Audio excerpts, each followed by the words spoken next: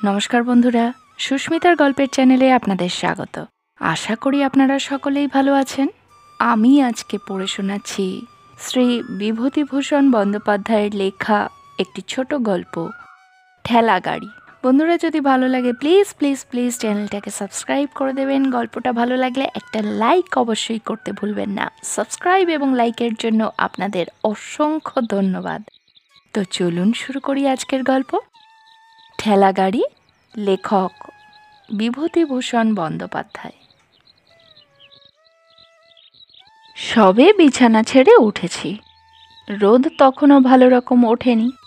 খিড়কি দোরের জগডুমুর গাছটার মাথায় গোটা কতক শালিক পাখিতে কিচকিচ ও ঝটাপটি বাঁধিয়েছে।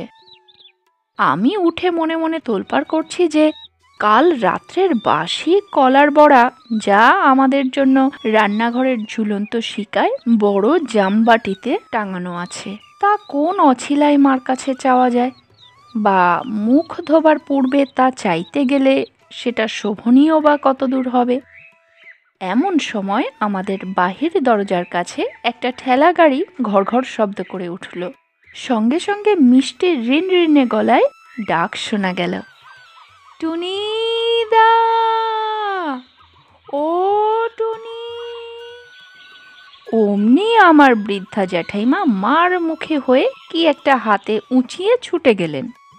সকালবেলা জুটলে এসে এখনো কাকপক্ষের ঘুম ভাঙেনি, অমনি এলে ছেলেটাকে টুইয়ে বার করে নিয়ে যেতে। সকাল নেই, সন্ধে নেই, দুপুর নেই, সব সময় ঘড় ঘড় ঘড় ঘড় শব্দ। যাই দিকে একবার হরগাঙ্গুলির কাছে বলি, ছেলেটাকে যে দিন নেই রাত নেই গাড়ি ঘড় ঘড় করে বেড়াতে দিচ্ছ, ওর পরকালটা যে ঝরঝরে হয়ে গেল। যা, এখন যা, টুনি এখন যাবে না। গাড়ির ঘড় ঘড় সহ্যই হয় না বাপু, সব সময়। যা, ওসব নিয়ে যা।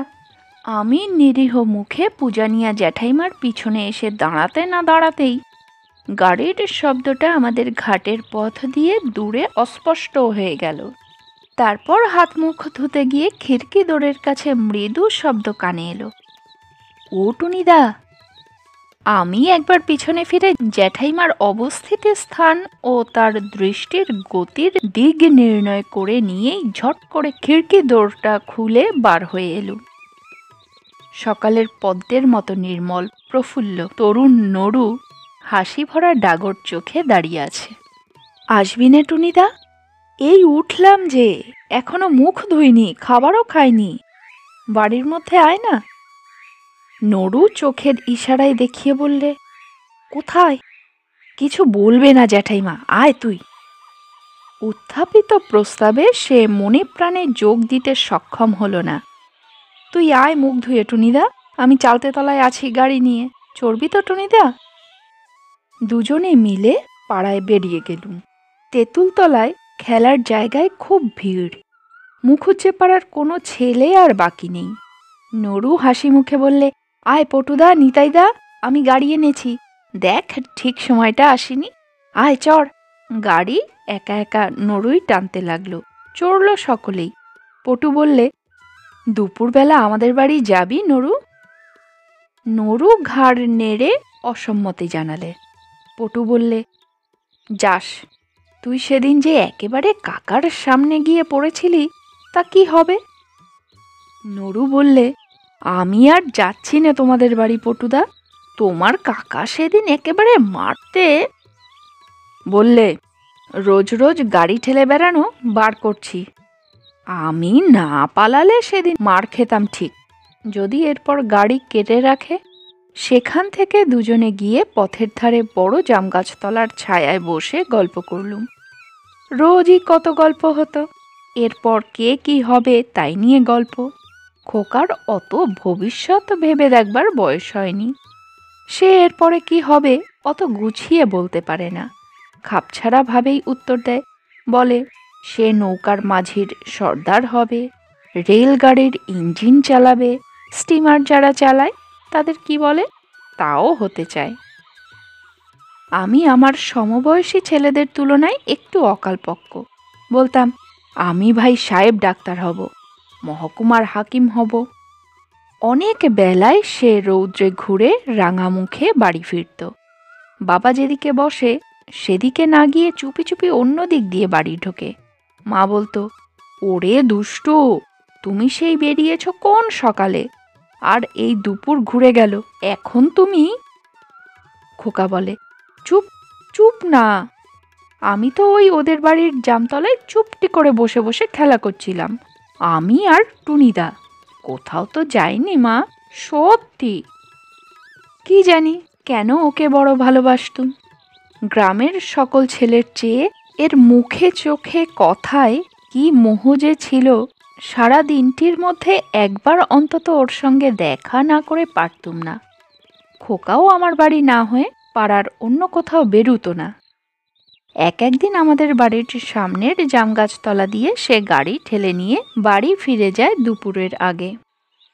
আমার দিকে চেয়ে বলে, এমন দুষ্টু এই নিতাইটা, এত করে বললুম চড় গাড়িতে, আয় তোকে ঠেলে গয়লাপাড়া ঘুরিয়ে আনি, তা কিছুতেই চড়ল না, বললে মা বকবে, তেল আনতে যাচ্ছি, আয় চড়বি টুনিদা। তোর বুঝি আজ আর কেউ চড়ার লোক হয়নি খোকা?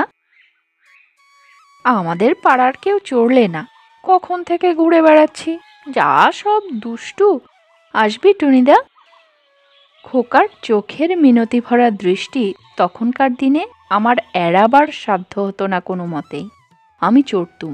মহা খুশির সঙ্গে খোকা চৈত্র বৈশাখের মধ্যাহ্ন সূর্যকে উপেক্ষা ও অবজ্ঞা করে গাড়ি ঠেলে নিয়ে বেড়াতো। সূর্য প্রতিশোধ নিতে গিয়ে ওর কচি মুখ রাঙিয়ে দিতেন, ঘামে কাপড় ভিজিয়ে ছাড়তেন। তার বয়স অল্প ও দেহ অত্যন্ত ক্ষীণ মেয়েলি ধরনের ছিল বলে পাড়ার কোনো ছেলের সঙ্গে সে বলে পেরে উঠত না। সকলের কাছে তাকে অবিচার সহ্য করতে হতো। দুর্বলের প্রতি সবলের অধিকার তার ওপর নির্বিবাদে জারি করত সকলেই। সেদিনটা ছিল ভারী গরম, চৈত্র বৈশাখের দিন। গ্রামের পথের ধুলো তেতে আগুন হয়েছে। ৫৫ তলার বারোয়ারির আসর সাজানো, বাঁশের মাচা বাঁধা, সবাই কাজে সকাল থেকে সন্ধ্যা পর্যন্ত খাটছে। বড় পিটুলি গাছ তলাটায় তার ঠেলা গাড়ির ঘড় ঘড় আওয়াজ উঠল। অনু বললে, ওই নড়ু আসছে। পিছনে পরম সঙ্গী কেরোসিনের ঠেলা গাড়িটা টেনে নড়ু হাজির। বাধা আসরের দিকে এসে আঙুল দেখিয়ে বললে, যাত্রা কবে বসবে রে টুনিদা? সংবাদ সংগ্রহের পর সে সন্তোষের হাসি হাসল। আঙুল দিয়ে গাড়িটার দিকে তাকিয়ে বললে, চড়বি পটুদা? পটু ঘাড় নেড়ে বললে, চড়ব, টানবে কে? খোকা খুব খুশি হয়ে বললে, কেন আমি? আসন্ন আমোদের প্রত্যাশায় তার চোখ মুখ উজ্জ্বল হয়ে উঠেছে। পটু বললে, দূর, তুই বুঝি টানতে পারিস? টান দিকে কেমন হয় না, আর আমাকে বসো না, টানতে কেমন পারি নে। পটুর পালা শেষ হয়ে গেলে ক্রমে ক্রমে অনু, বড়ু, হরু উপস্থিত সব ছেলেই উঠল গাড়িতে। এদের মধ্যে ছোট বড় সব রকমই আছে। টানতে টানতে খোকা হয়রান হয়ে পড়লেও সে উৎসাহের সঙ্গে শেষ পর্যন্ত ঠিক টেনে নিয়ে বেড়ালো সকলকে। সকলের শেষ হয়ে গেলে সে হেসে সকলের মুখের দিকে চেয়ে বললে, আমায় একটু এইবার টান। সকলে মুখ চাওয়াচাই শুরু করলে। ভাবে বোঝা গেল তাকে কেউ টানতে রাজি নয়। তার প্রতি কৃপা করে তার গাড়িতে চড়ে তাকে দিয়ে টানিয়ে তাকে কৃতার্থ করা হয়েছে। এতে আবার তার পরকে দিয়ে টানাবার কোনো দাবি আছে? সকলে মিলে এই ভাবটা দেখালে। বাহ, সকলকে চড়িয়ে দিলাম, আর আমার বেলায় বুঝি কেউ নেই? আমার ইচ্ছে হলো তাকে গাড়িতে চড়িয়ে টানি, কিন্তু সমবয়সী ছেলেদের কাছে উপহাসের ভয়েই হোক বা তাদের বিরুদ্ধে দাঁড়াবার সাহস না থাকার দরুনই হোক, যেতে পারলুম না। সে গাড়ি টেনে নিয়ে চলে গেল। এদের মধ্যে পূর্বে কি পরামর্শ হয়েছিল আমার জানা নেই। গাড়িখানা খানিক দূর যেতে না যেতেই দলের একজন একটা বড় ঝামা ইট নিয়ে গাড়িতে ছুঁড়ে মেরে বসল। গাড়িখানার তলা তখনই মচমচ করে দেশলাইয়ের বাক্সের মতো ভেঙে গেল। খোকা পিছন ফিরে চেয়ে দেখে কেমন অবাক হয়ে গেল। পরে তাড়াতাড়ি গাড়ির ক্ষতির পরিমাপ নির্ণয় করার জন্য এসে গাড়ির অবস্থা দেখেই আর একবার বিস্ময়ের দৃষ্টিতে আমাদের দিকে চাইলে। তারপর সে চাইল আমার দিকে। তার চোখের সে ব্যথা ভরা বিস্ময়ের অপ্রত্যাশিত না বুঝতে পারা দৃষ্টি আমার বুকে তীরের মতো বিঁধল। ভাবল এই রকম যে তুইও টুনিদা এর মধ্যে। কিন্তু সে কোনো কথা কাউকে না বলে ভাঙা গাড়িটার পাশে বসে পড়ে দেখতে লাগলো। এর আগেই আমাদের দল সেখান থেকে সরে পড়েছিল। তারপর অনেকক্ষণ সে বসে বসে নেড়ে চেড়ে দেখলে গাড়িখানার ভাঙা তলাটা কি করে সারানো যায়। পাশে একটা ছোট বাক্স ফুলের গাছের সাদা ডালে থলো থলো বাক্স ফুল দুলছিল। তারই পাশে গাব ভেরেন্ডার ঝোপের ধারে সে গাড়িখানা রেখে খানিক বসে বসে পরে ঠেলে নিয়ে গেল। সারা রাত ভালো করে ঘুম হলো না।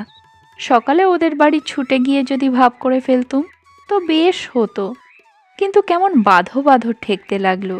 খোকা রোজ সকালে আসে, সেদিন এলো না, অভিমানে ভুল বুঝেছে। 2-3 দিন করে সপ্তাহখানেক কেটে গেল। অল্পদিন পরেই আমি বাড়ির সকলের সঙ্গে মামার বাড়ি চলে গেলুম ছোট মাসিমার বিয়েতে।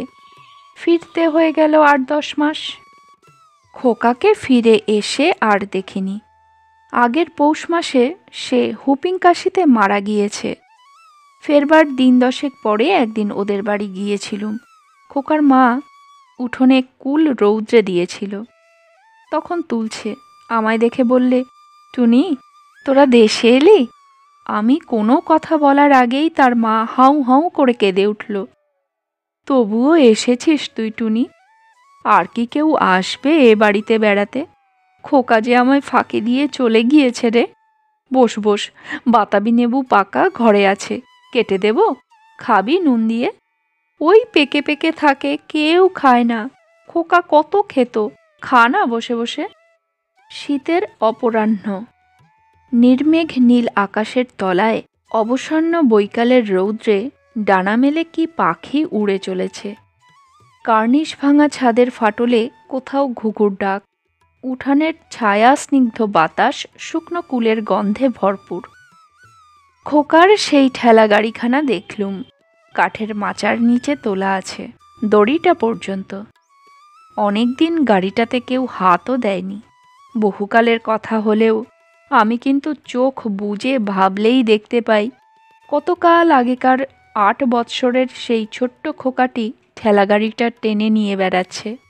নির্জন দুপুর ঘুঘুর ডাকের মধ্যে বাড়ি থেকে বেরিয়ে পালেদের জামরুল বাগানের ছায়ায় আমাদের বড় মাদার গাছটার তলাকার পথ দিয়ে রাঙা মুখে আশা ও আনন্দে ভরা উজ্জ্বল চোখে সে তার কেরোসিন কাঠের ঠেলাগাড়িখানা টেনে টেনে আসছে নারিকেল তলা বেয়ে, পটুদের বড় দোফলা আম গাছটার তলা বেয়ে। যেতে যেতে ক্রমে তার মূর্তি মাইতি পুকুরের মোড়ের পথে সুপুরি গাছের সারির আড়ালে অদৃশ্য হয়ে যায়।